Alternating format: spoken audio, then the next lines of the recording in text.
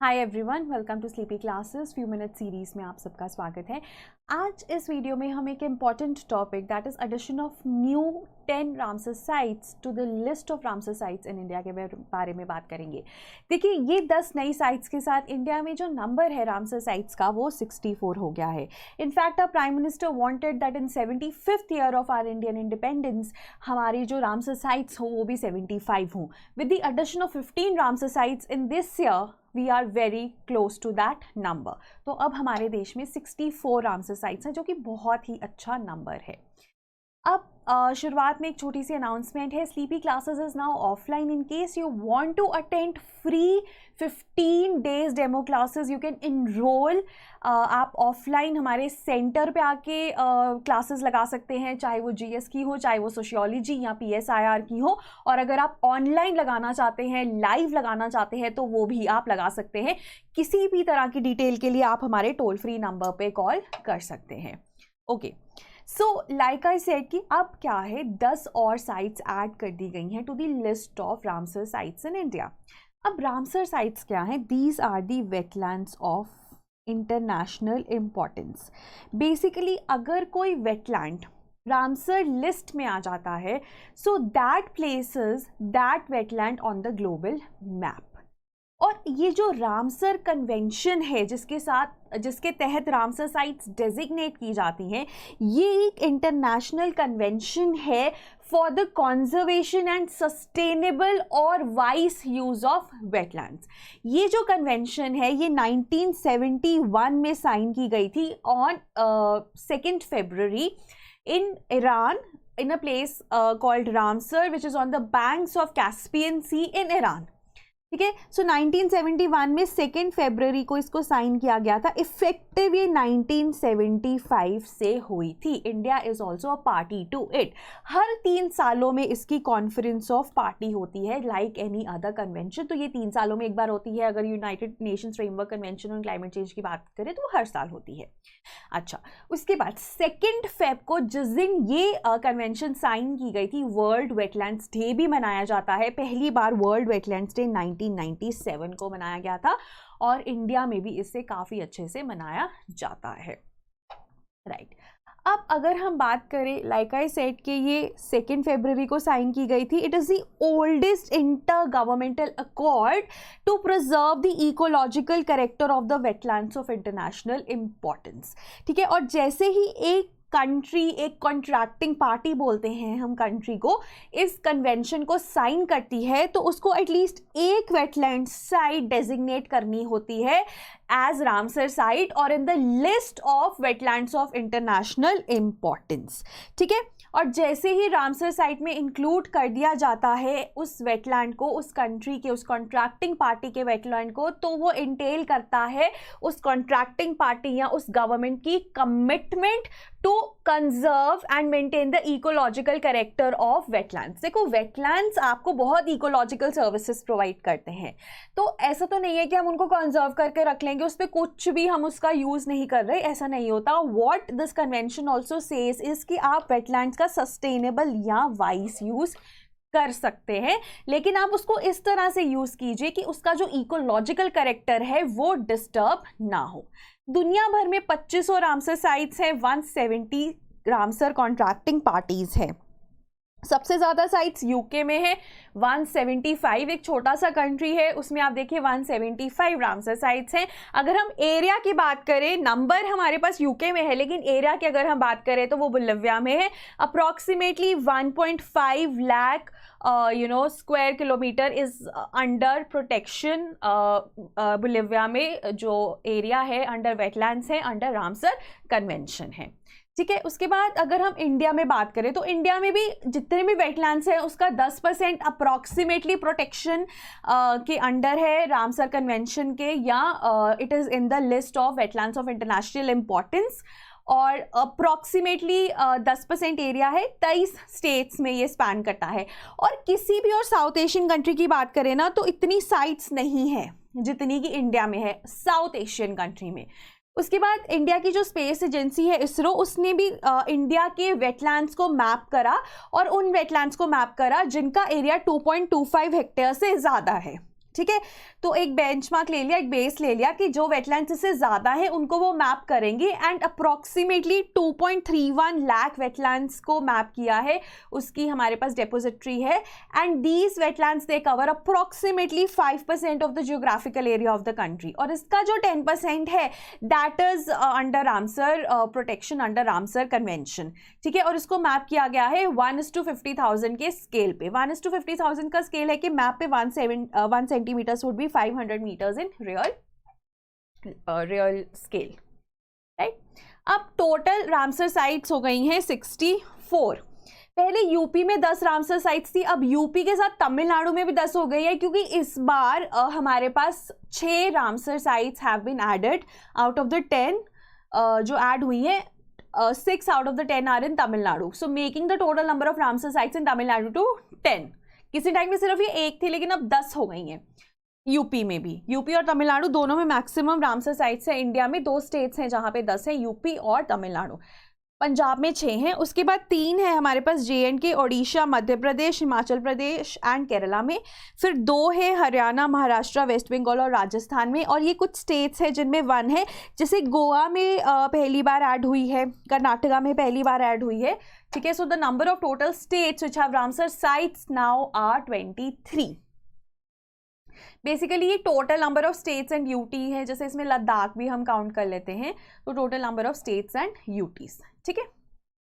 अब largest Ramsar site की बात करें तो सुंदरबन है वेस्ट बंगाल में, और स्मॉलेस्ट की बात करें तो रेणुका है, ठीक है। तो स्मॉलेस्ट ये है, सेकंड स्मॉलेस्ट ये है, थर्ड स्मॉलेस्ट ये है, मतलब सबसे छोटी रेणुका है, उसके बाद थोड़ी बड़ी चंद्रताल है, उसके बाद थोड़ी बड़ी कंजली है, सबसे छोटी रेणुका है और सबसे बड़ी सुंदरबन है, राइट। अब रामसर साइट्स इन इंडिया में अगर हम बात करें तो ओल्डेस्ट जो है वो है चिलिका लेक इन ओडिशा, और न्यूएस्ट जो अभी 10 ऐड हुई हैं, जिसमें से 6 जो है वो हमारी तमिलनाडु में है, एक हमारी ओडिशा में है, एक गोवा में है, एक मध्य प्रदेश में है और एक कर्नाटका में है, राइट। अब तमिलनाडु में जैसे 6 हैं, तो पहले हम उन्हीं को डिस्कस कर लेते हैं। First is Koonthankulam bird sanctuary. इनके तो नाम प्रोनाउंस करना भी could be a little task if you are not from that part of the country, अगर आप साउथ इंडिया से नहीं है, but that is the challenge कि आपको चीज़ें अच्छे से पता होनी चाहिए, ठीक है। सो कूनथनकुलम बर्ड सैंक्चुरी है। अब इसमें ना पहले तो आपको ये पता होना चाहिए इस वेटलैंड का नेचर क्या है। जैसे ये जो वेटलैंड है ये मैन मेड वेटलैंड है, पहली चीज़, ठीक है। उसके बाद it is the largest reserve for breeding resident and migratory water birds in south India. तो ये एक करेक्टरिस्टिक फीचर है इस बर्ड सैंक्चुरी का, इस मैन मेड वेटलैंड का। Important bird and biodiversity area है। Important bird and biodiversity area Bombay natural history society designate करती है, and it is an important bird and biodiversity area और एन इंपॉर्टेंट बर्ड एरिया, ठीक है। और ये सेंट्रल एशियन फ्लाईवे का पार्ट है। सेंट्रल एशियन फ्लाईवे क्या है, जो पाथ माइग्रेटरी बर्ड्स फॉलो करती हैं आने के लिए, ठीक है। It is you can draw the parallel with highway, ठीक है। हाईवे हम यूज़ करते हैं, फ्लाईवे बर्ड्स यूज़ करती हैं। India is a part of central Asian flyway, और इंडिया में भी अगर हम प्रिसाइसली देखें तो ये man made wetland Koonthankulam bird sanctuary is a part of central Asian flyway. तो ये बर्ड्स के लिए, चाहे वो रेजिडेंट हो चाहे वो माइग्रेटरी हो, बहुत इंपॉर्टेंट है। इनफैक्ट लार्जेस्ट रिजर्व है अगर हम साउथ इंडिया की बात करें, और सबसे बड़ी चीज़ है ये मैन मेड वेटलैंड है, ठीक है। So this is the aerial view. उसके बाद एक है bird sanctuary that is Vellode, और अगर हम कॉमन लैंग्वेज जो यहाँ पे तमिलनाडु की लैंग्वेज है उसमें इसको पेरियाकुलम येरी भी कहा जाता है, and it is one of the 141 prioritised wetlands in Tamil Nadu. Prioritise कैसे करते हैं वेटलैंड्स को? इंपॉर्टेंट वेटलैंड्स जैसे जिनकी इकोलॉजी इंपॉर्टेंट है, बर्ड काउंट्स अच्छे हैं, ब्रीडिंग का रिकॉर्ड है, रूस्टिंग कॉलोनीज यहाँ पे मिलती हैं। रूस्टिंग हम कहते हैं बर्ड्स की, जब वो रेस्ट कर रही है तो हम कहते हैं दे आर रूस्टिंग, ठीक है। तो वो कॉलोनीज मिलती हैं, ये भी है जो ये सेंट्रल एशियन फ्लाईवे का पार्ट है, ठीक है। सो कूनथनकुलम as well as Vellore both are part of Central Asian Flyway, both are important for the migratory birds, ठीक है। Okay, then next is Vedanthangal Bird Sanctuary. I'm sorry अगर मैं नहीं not able to pronounce it correctly, though I'm trying my best. So we have Vedanthangal Bird Sanctuary.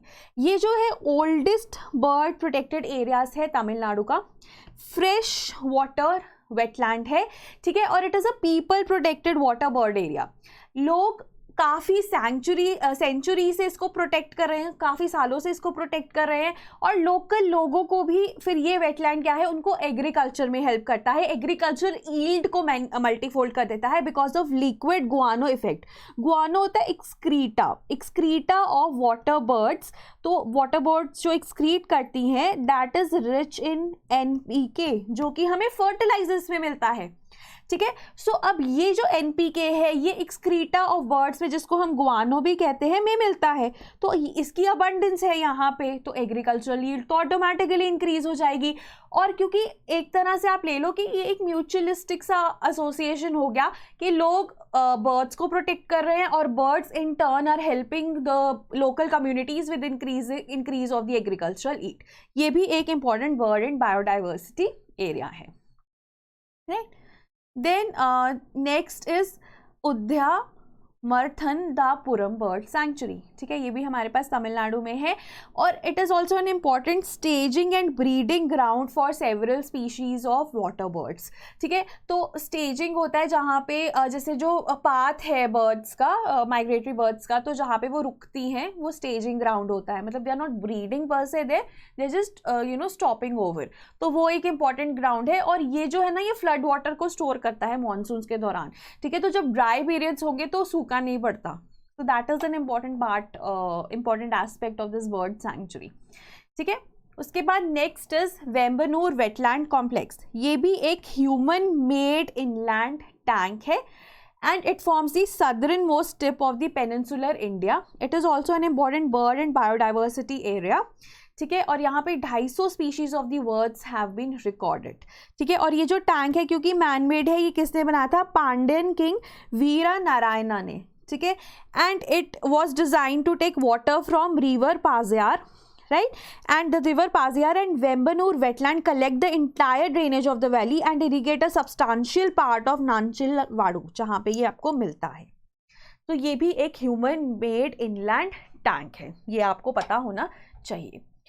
Then next is Gulf of Mannar Marine Biosphere Reserve, which is an important biosphere reserve which is located in the southern eastern coastline of India. ये first marine biosphere reserve है in south and south east Asia. India में तो है ही, south और south east Asia में भी है। और बायोस्फीयर रिजर्व में जैसा कि आपको पता है काफ़ी ज़्यादा बायोडाइवर्सिटी मिलती है, तो यहाँ पे भी आपको देखने को मिलती है।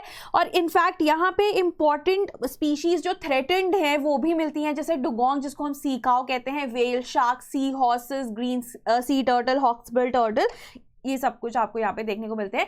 इनफैक्ट इनको हम जब बायोडाइवर्सिटी पढ़ते हैं तो ये स्पीशीज़ को हम डिटेल में पढ़ते हैं क्योंकि इतनी इंपॉर्टेंट है और यहाँ पे आपको ये बहुत ज़्यादा नंबर्स में देखने को मिलती है। तो ये बताता है कि ये बायोस्फीयर रिजर्व कितना ज़्यादा इंपॉर्टेंट है। तो ये भी अब एक वेटलैंड ऑफ इंटरनेशनल इंपॉर्टेंस की लिस्ट में ऐड हो चुका है। देन सतकोजिया गॉर्ज जो है ये बेसिकली एक गॉर्ज है over Mahanadi river in Odisha. ठीक है, and it is the meeting point of 2 biogeographic regions of India, Deccan peninsula and eastern Ghats. तो यहाँ पे आपको काफ़ी ज़्यादा बायोडाइवर्सिटी मिलती है। जो सतकोजिया गॉर्ज वेटलैंड है मार्शेस और एवरग्रीन फॉरेस्ट का मिक्सचर है। ठीक है, और यहाँ पे जो फॉरेस्ट है वो बहुत इंपॉर्टेंट रोल प्ले करते हैं कि ये जो गॉर्ज है इसकी सिल्टेशन ना हो, राइट। तो एक डिज़ायरेबल डेप्थ बनी रहे गॉर्ज की, उसकी सिल्टेशन ना हो, मतलब आप इस सिल्ट डिपॉजिट ना हो और उसकी डेप्थ ना रिड्यूस हो, उसकी डेप्थ बनी रहे। एंड इट इज़ इम्पॉर्टेंट क्योंकि घड़ियाल मिलता है यहाँ पे और यहाँ पे काफ़ी ज़्यादा स्पीशीज स्पॉन भी करती हैं, एग्स देती हैं। ठीक है, so Satkosia gorge is now also a wetland site of international importance और Ramsar site. Then Nanda Lake is located in Goa. It is intermittent freshwater marshes that lie adjacent to one of the major rivulets of Zuari River. ठीक है, तो ये एक fresh water Marsh है। Marches क्या होते हैं? जो लैंड और रिवर के बीच में जो एरिया होता है उसको मार्शेस कहा जाता है।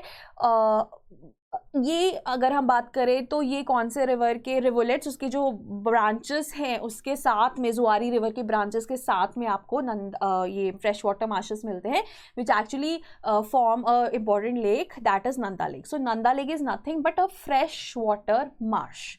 ठीक है, और अगर जो मार्शी एरियाज होते हैं बारिशों में वो पानी को स्टोर करते हैं। ठीक है, सो ऑफ मॉनसून सीजन में वो पानी को हम यूज़ कर लेते हैं। ठीक है, अब देखो stored water is use to cultivate paddy also, ठीक है, फिशिंग और रिक्रिएशन टूरिज्म में भी ये हेल्प करता है, ठीक है। और देखो while during the monsoon the sluice gate is open and the water is released which changes the character of the lake into a Marsh land, ठीक है।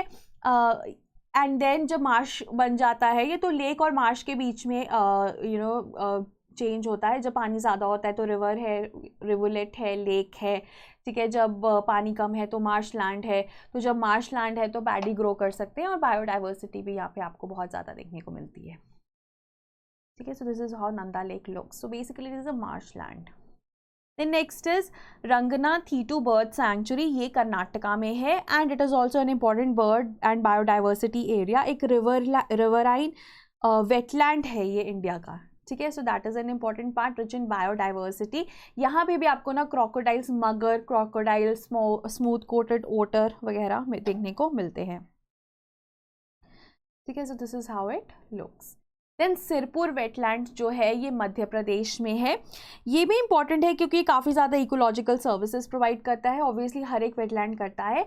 Then it is also culturally important to the local communities.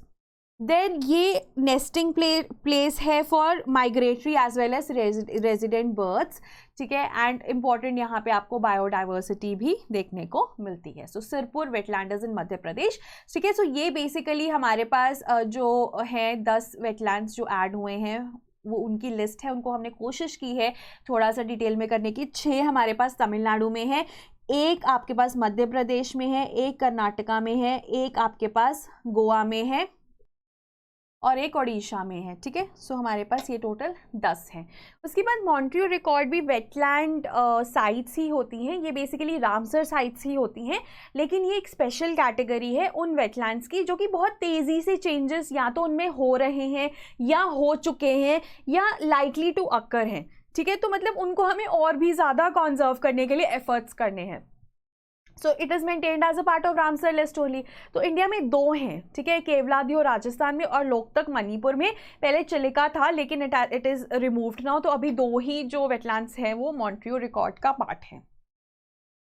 Then like I said कि अब हमारी classes offline है and 15 days का free demo available है। आप चाहे हमारे सेंटर पे आके लगाइए या फिर आप इसको लाइव भी अटेंड कर सकते हैं। आपको डिटेल्स के लिए यू हैव टू कॉल और you can mail us at sleepy.classes@gmail.com और info@sleepyclasses.com आप हमें मेल कर सकते हैं, ठीक है। उसके अलावा बैच 4 में अगर आप ऑनलाइन ही करना चाहते हैं तो बैच 4 आप ज्वाइन कर सकते हैं। बहुत ही कॉम्पिटिटिवली प्राइस्ड है for what we are offering and इसमें भी हमारे पास 3 ऑप्शंस हैं। अगर आप सिर्फ कंटेंट लेना चाहते हैं, जैसे कंटेंट में आपको सारा कंटेंट तो मिलेगा ही मिलेगा, एट द सेम टाइम जो 100 मेंस के क्वेश्चंस हैं ना उसके आपको आंसर्स और वीडियो सोल्यूशंस मिलेंगे, लेकिन हम उसको इवैल्यूएट करके नहीं देंगे। इवैल्यूएशन के लिए आपको ये ज्वाइन करना पड़ेगा और अगर आपको मेंटरशिप भी चाहिए, पर्सनल मेंटरशिप भी चाहिए, तो you have to join this batch. इसमें और essay, evaluation, prelims test series वगैरह भी आपको मिलता है। एंड इन केस अगर आप सेपरेटली एक सब्जेक्ट में इनरोल करना चाहते हैं उसकी भी ऑप्शन है, और अगर आप सिर्फ करंट अफेयर्स में इनरोल करना चाहते हैं तो उसकी भी ऑप्शन है। किसी भी क्वेरी के लिए आप हमारे इस टोल फ्री नंबर पे कांटेक्ट कर सकते हैं और अगर इस लेक्चर से रिलेटेड कोई डाउट है तो आप नीचे कमेंट्स में पूछ सकते हैं। Thank you so much for listening.